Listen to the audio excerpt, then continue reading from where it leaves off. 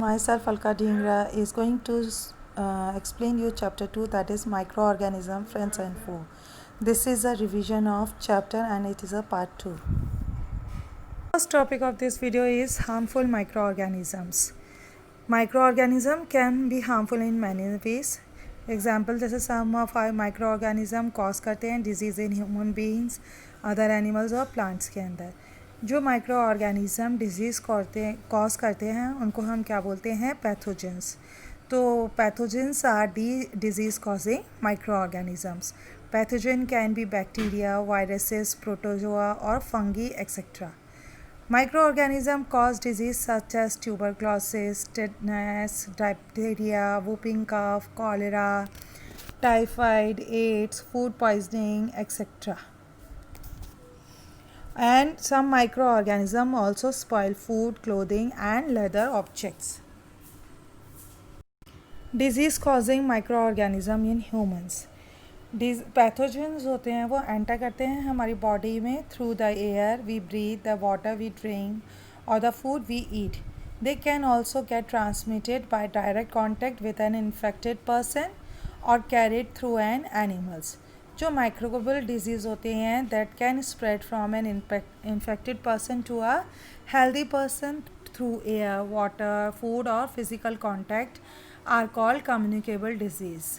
इन disease के जो examples हैं वो क्या हैं, cholera, common cold, chickenpox and tuberculosis.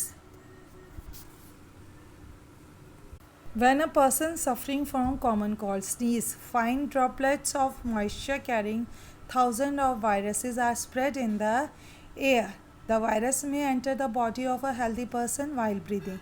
क्या होता है कम्युनिकल डिजीज़ में, जैसे एग्जांपल बता रही हूँ, एक पर्सन सफरिंग कर रहा है किससे, कॉमन कोल्ड से. अगर वो छींक देता है या स्नीजिंग करता है तो उसके अंदर से जो फाइन ड्रॉपलेट मॉइस्चर निकलता है उसके अंदर क्या होते हैं, बहुत सारे थाउजेंड ऑफ वायरसेस होते हैं जो किसके अंदर स्प्रेड हो जाते हैं, एयर के अंदर. और ये वायरस में enter the body of a healthy person while breathing. How can one prevent diseases bye house flies. हमें उसके लिए कुछ वो उठाने चाहिए. जैसे जो स्प्रेडिंग ऑफ डिजीज़ होती है हाउस फ्लाइज से, हम उसे बहुत से वेज में क्या कर सकते हैं, प्रिवेंट कर सकते हैं. जैसे we should not leave household जो गार्बेज होता है हेयर एंड देयर, जो उसको क्या करना चाहिए, garbage should be put in the garbage bins. तो and should be kept covered. This will prevent the हाउस वाइज from breeding because they will not be able to lay their eggs on garbage. Eliminated all contaminated food and liquids that fly has come in contact with. हमें क्या करना चाहिए, avoid करने चाहिए use करने के लिए कंटेमिनेटेड यूटेंसिल, क्रॉकरी और कटलेरी. और जो अवॉइड करना चाहिए direct contact by fly on source, eyes और बूंद से. तो इसलिए we should avoid eating uncovered food items from the roadside stalls. Flies should be killed by using insecticide sprays and baits. तो इस तरह से reduce the presence of flies around your home or business. तो some of the disease spread by houseflies can be prevented by vaccination. Next topic is a role of mosquito in spreading disease. आपको मालूम है mosquito एक another insect होता है जो disease spread करता है by transmitting disease causing microorganism or microbe. Mosquito act करते हैं as a carrier of disease causing microorganism and spread disease from one person to another. जो common disease spread होती है by mosquito वो होती है मलेरिया. एक्चुअली क्या होता है, ये फीमेल एनोफ्लीज मॉस्किटो होता है जो कैरी करता है पैरासाइट ऑफ मलेरिया. और इसको it is also called a parasite because it lives on the blood of a person as his food on entering his body. क्या होता है, जब फीमेल एनोफ्लीज मॉस्किटो बाइट करती है पर्सन से सफरिंग फ्रॉम मलेरिया डिजीज़, उसका वो blood सक कर लेती है पर्सन का और कंटेन करती है मलेरिया पैरासाइट माइक्रोब्स, और उसको हम प्लाज्मोडियम भी कहते हैं. जब ये इन्फेक्टेड एनोफॉल मॉस्किटो क्या करती है, बाइट करती है हेल्दी पर्सन को टू सक हिज ब्लड, तो वो ट्रांसफ़र करती है malaria parasite microbes into his blood stream along with saliva. By receiving malaria parasite microcephal, healthy person also get malaria diseases. जो अनदर डिजीज़ होते हैं जो स्प्रेड होते हैं मॉस्किटो से, वो होते हैं डेंगू. डेंगू भी किससे कॉज होता है? By virus. जो फीमेल एडिस मॉस्किटो होती है वो एक्ट करती है as a carrier of dengue virus and spread the dengue disease from person to person. Prevention of disease spread by mosquitoes. कुछ प्रिवेंशन बता रही हूँ आपको मैं, कि जो आपको मैंने पहले भी बताया था कि मॉस्किटो किस में ब्रीड करते हैं? वाटर में. तो जो pools of stagnant water around the houses should be drain out so that the mosquitoes may not breed in them. दूसरा क्या होता है कि विंडोज़ और doors of the house should have a fine iron wire mesh so that mosquito can not enter the house. Third क्या होता है? Insecticides use करने चाहिए, उसे स्प्रे करिए घर के अंदर, जिससे क्या होता है? मॉस्किटो किल हो जाते हैं. Oil should be sprayed on the surface of water in dirty water drain to kill the larvae of mosquitoes. Mosquito repellent cream should be applied on the exposed part of the body before sleeping at night. Mosquito nets should be used over the beds while sleeping to prevent mosquito bites. उसमें मैं आपको एक picture दिखा रही हूँ जिसमें वो दिए हुए हैं some common human disease caused by microorganism. आप इसको पढ़िए और लर्न करिए. Now disease causing microorganism in plants. आपको मालूम है some of the common plant disease जो होती हैं वो कॉज्ड होती है माइक्रो ऑर्गेनिज्म से. वो कौन सी होती है? Rust of wheat, citrus canker and yellow vein mosaic of bhindi. जो प्लांट डिजीज़ कॉल्ड होती है rust of wheat is caused by fungi. तो causative micro organism rust of disease का क्या होता है? फंगस होता है. प्लांट डिजीज़ जो होती है सिट्रस कैंकर, ये किससे कॉज होती है? बैक्टीरिया से. तो इसका कॉजेटिव माइक्रो ऑर्गेनिज्म क्या होता है? बैक्टीरिया. और ये किससे ट्रांसमिटेड होती है? Through air. नेक्स्ट होती है प्लांट डिजीज़ जिसको हम क्या बोलते हैं? Yellow vein mosaic of bhindi. It is caused by a virus. जो micro organism of this plant क्या होते हैं? वायरस होते हैं, और ये ट्रांसमिटेड होती है through insects. Microorganism in animals. Just like human beings, several microorganisms cause disease in other animals such as cow, buffalo, sheep, goat, etc. Some of the example of disease caused in animals by the microorganisms are foot and mouth disease, anthrax and aspergillus. Foot and mouth disease जो होती है animals की वो किससे cause होती है? Virus से. तो ये वायरल डिजीज़ होती है एनिमल्स की. जो इनका कॉजेटिव माइक्रो ऑर्गेनिज्म हो गया वो क्या हो गया? वायरस हो गया. इसमें क्या होता है कि उसके अंदर फीट और माउथ के अंदर उसके क्या हो जाते हैं? ब्लिस्टर्स हो जाते हैं इस डिसीज़ के अंदर. सेकेंड होती है एंथ्रैक्स. ये क्या होती है? ड्रेंजस डिजीज़ होती है एनिमल्स की, जो किससे कॉज होती है? बैक्टीरिया से. तो ये बैक्टीरियल डिजीज़ होती है, और इसका जो कॉजेटिव माइक्रो ऑर्गेनिज्म होता है एंथ्रैक्स डिजीज़ का वो क्या हो गया? बैक्टीरिया. और ये क्या करते हैं? ये किसने कवर किया था? रॉबर्ट कॉच ने. नेक्स्ट होती है aspergillosis disease of animals like poultry world. ये किससे कॉज होती है? फंगस से. एस्परजिलोसिस जो होती है ये फंगल डिजीज़ होती है एनिमल्स की, जो इसका कॉजेटिव माइक्रो ऑर्गेनिज्म हो गया वो क्या हो गया? Fungus. Next topic is food poisoning. आपको मालूम है अगर हम फूड को कवर नहीं करते हैं प्रॉपर्ली या स्टोर नहीं करते हैं प्रॉपर्ली, तो वो फूड क्या हो जाता है? स्पॉइल्ड हो जाता है. किससे? Bye the action of micro organism से. तो ये माइक्रो ऑर्गेनिज्म क्या करते हैं? फूड पे ग्रो हो जाते हैं और प्रोड्यूस करते हैं टॉक्सिक सब्सटेंस, और फूड स्पॉइल्ड हो जाता है इस मैनर में, और वो क्या करता है? फाउल स्मेल और बैड टेस्ट देता है, और कलर भी उसका चेंज हो जाता है. अगर हम ये सच फूड खा लें तो हमें क्या हो जाता है? फूड पॉइजनिंग हो जाती है. तो इसलिए फूड पॉइजनिंग क्या होती है?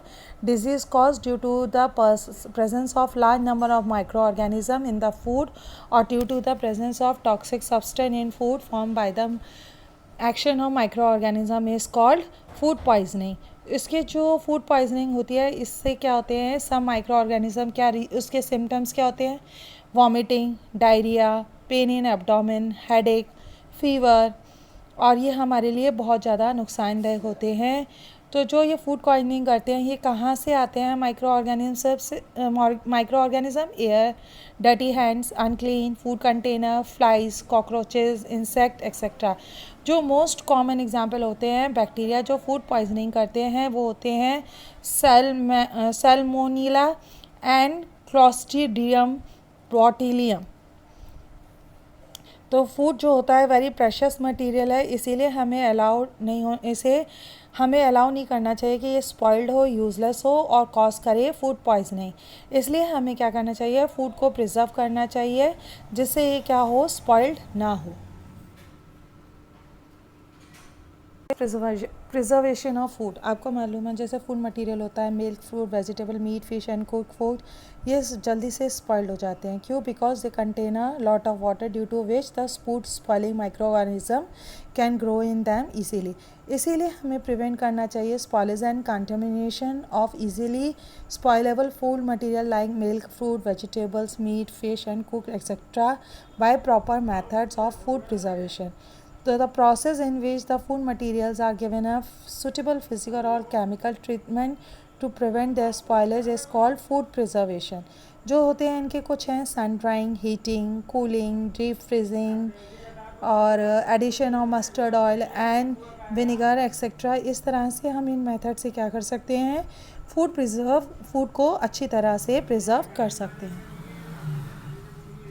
What are the chemical method? Salts और जो एडिबल्स होते हैं ये कॉमन केमिकल्स होते हैं जनरली जिसको हम यूज़ करते हैं to check the growth of micro organism. They are called preservatives. We add salt और acid preservative to pickles to prevent the attack of microbes. Sodium benzoate and sodium tetrabisulfate are the common preservative. These are also used in the jams and squashes to check their spoilage. कुछ method आपको मैं बता रही हूँ, जैसे prevention by common salt. Common salts क्या होते हैं, जैसे प्रिवेंट करते हैं growth of food spoilage microorganism due to which it is use to preserve a number of food material. Common salt has को कैसे यूज़ करते हैं, to preserve meat and fish for ages. Meat and fish को हम cover करते हैं with dry salt to prevent the growth of bacteria. और common salt को ऑल्सो हम यूज़ करते हैं to preserve food such as raw mangoes, lemon and amla in the form of pickles and termites in the form of chutney. Common salt क्या करता है, allow नहीं करता है बैक्टीरिया और फंगस को टू ग्रो करने के लिए किस पे, fruit and vegetable preserved in it. जैसे फॉर एग्जाम्पल अगर ये fried mangoes are kept as such for some time they rot and get spoiled, but the raw mango preserve by using common salt in the form of pickle do not get spoiled for a long time. Next आता है preservation by oil and vinegars. Mustard oil और जो vinegar होते हैं हम इसको widely use करते हैं for the preservative of food and vegetable in the form of pickles. ये क्या होता है, यूज़ करते हैं मस्टर्ड ऑयल और प्रिवेंट्स करता है spoilage of fruit and vegetable, because जो फूड स्पॉइलिंग बैक्टीरिया होते हैं वो can not live in such environment. तो इसीलिए जो some of fruit can be called, इसलिए are preserve in the form of their pickles by using mustard oil. Now prevention by sugar. अब हम sugar से इसको कैसे करते हैं, जो शुगर हम यूज़ करते हैं प्रिजर्वेटिव की तरह, इसको हम मेकिंग जैम्स और जेलीज से करते हैं फ्रॉम फ्रूट्स। शुगर क्या करता है, रिड्यूस कर देता है moisture content from the fruit, जो क्या करते हैं, हेल्प करते हैं in the growth of micro organism like bacteria, जो क्या कर देता है, स्पॉइल कर देता है उनको। तो जो फ्रूट्स जिसको हम प्रिजर्व करते हैं in the form of jams ऑलिस, उसमें हम क्या करते हैं, शुगर को डाल देते हैं, जिससे वो क्या करते हैं, माइक्रो ऑर्गेनिज्म उसके अंदर इजीली ग्रो नहीं हो पाते हैं। Preservation of food by pasteurisation. आप फ्रेंच साइंटिस्ट थे जिनका नाम था लुइस पैस्चर। उन्होंने क्या किया कि एक्सीलेंट मेथड दिया प्रिजर्विंग फूड का, और इस मेथड को हम क्या बोलते हैं, pasteurization according to his name. जो मेथड होता है पेस्चराइजेशन का, इसको हम यूज़ करते हैं preservation of milk in milk dairies and involves the process of heating followed by quick cooling. Milk को हम क्या करते हैं, प्रिजर्व करते हैं by the method of pasteurization से। कैसे, पहले हम मिल्क को हीट कर लेते हैं about 70 degree Celsius for 15 to 30 second to kill the most of the bacteria present in. Next क्या करते हैं, हॉट मिल्क को हम कूल करते हैं very quickly to a low temperature to prevent any remaining bacteria from going further. फिर इस milk को हम स्टोर कर देते हैं कोल्ड में, यानी कि रेफ्रिजरेटर में। अब ये pasteurise milk can be consume without boiling because it is a free from harmful micro organism. जो मिल्क हम आते हैं आजकल पैकेट्स में और उसके अंदर, तो ये इतनी जल्दी स्पॉइल्ड नहीं होते हैं। We can keep them for a long time because it is a pasteurized milk. Last topic of this chapter is nitrogen fixation. आपने पढ़ाई है बैक्टीरियम राइजोबियम के बारे में, क्लास 6 में भी 7th में भी हमने देखा कि वो किस में इन्वॉल्व करता है, in the fixation of nitrogen in leguminous plant, जिसको हम क्या बोलते हैं, पल्सेस। आपको मालूम है राइजोबियम बैक्टीरिया जो होता है वो कहाँ रहता है, in the root nodules of leguminous plant such as beans and peas, और वो with has a symbiotic relationship. आपको सभी को मालूम है सिम्बायोटिक रिलेशनशिप क्या होता है, which are beneficial to each other. तो समटाइम्स क्या होता है, जो नाइट्रोजन गेट्स फिक्स्ड होती है through the action of lightning, but you know that the amount of nitrogen in the atmosphere remain constant. आपको मालूम है आवर एटमॉस्फेयर है 78% नाइट्रोजन गैस। नाइट्रोजन क्या है, one of the essential constitute है किसके लिए, लिविंग ऑर्गेनिज्म के लिए, as a part of proteins, chlorophyll, nucleic acid and vitamins. जो एटमॉस्फेरिक नाइट्रोजन होती है उसे हम डायरेक्टली नहीं ले पाते हैं, किसके थ्रू, जैसे जब प्लांट्स हों चाहे एनिमल्स हो, वो डायरेक्टली इसको यूज़ नहीं कर पाते हैं। जो सर्टेन बैक्टीरिया होती हैं, जो ब्लू ग्रीन एल्गी होती हैं, जो प्रेजेंट होती हैं सॉइल के अंदर, ये क्या करती हैं, फिक्स करती हैं नाइट्रोजन को फ्रॉम द एटमॉस्फेयर, फिर उनको कन्वर्ट करती हैं in the compounds of nitrogen में।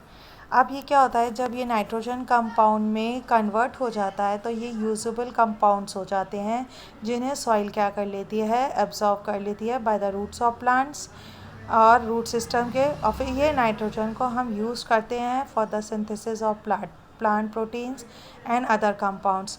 जो एनिमल्स फीड करते हैं प्लांट्स पे also get this protein and other nitrogen compounds.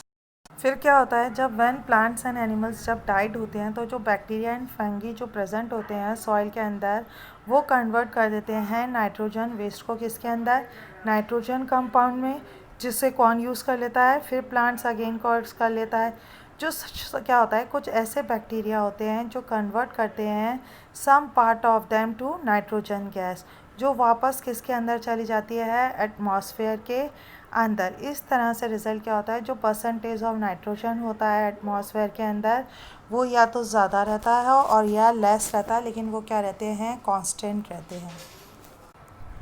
आप इस डायग्राम में आप देख रहे हैं कि जो एटमॉस्फेरिक नाइट्रोजन है उसे किसने ले लिया, नाइट्रोजन फिक्सिंग बैक्टीरिया या ब्लू ग्रीन एल्गी ने फिक्स किया एटमॉस्फेरिक नाइट्रोजन को। फिर बैक्टीरिया ने इन टर्न क्या किया, इन नाइट्रोजन को, फिक्स नाइट्रोजन को किस में कन्वर्ट कर दिया है, नाइट्रोजन्स कंपाउंड में। फिर ये कंपाउंड्स ऑफ नाइट्रोजन किसके अंदर रिलीज़ हो गए बेटा, सॉइल के अंदर, और सॉइल से फिर उसको किसने ले लिया, रूट्स ऑफ द प्लांट ने एब्जॉर्ब कर लिया, यानी कि it is Uptake by the plants. आपको मालूम है जो एनिमल्स भी होते हैं वो किसको ईट करते हैं, प्लांट्स को। तो फिर जब एनिमल्स ने उनको ईट किया तो इस तरह से वो किया, जब ये प्लांट्स और एनिमल्स जब डाई हो जाते हैं तो इनकी बॉडी पे बैक्टीरिया क्या करते हैं, एक्ट करते हैं और उनको डिकम्पोज करते हैं, और उनकी बॉडी में से जो नाइट्रोजन वेस्ट होता है और उसको क्या करते हैं, वो रिलीज़ करते हैं। उसके बाद क्या होता है, फिर वो किस में कन्वर्ट हो जाते हैं, components of compounds of nitrogen, और किसके अंदर मिक्स हो जाते हैं, सॉइल के अंदर। फिर जो बैक्टीरिया होते हैं टर्न करते हैं कंपाउंड्स ऑफ नाइट्रोजन को इनटू गैसियस नाइट्रोजन में। फिर ये गैसियस नाइट्रोजन किसके अंदर चली जाती है, एटमॉस्फेरिक नाइट्रोजन के अंदर। फिर इस तरह से ये पूरी प्रॉपर एक नाइट्रोजन साइकिल क्या होती है, कंप्लीट होती रहती है। Thank you. I hope you will understand the chapter, and this is the just revision of the chapter.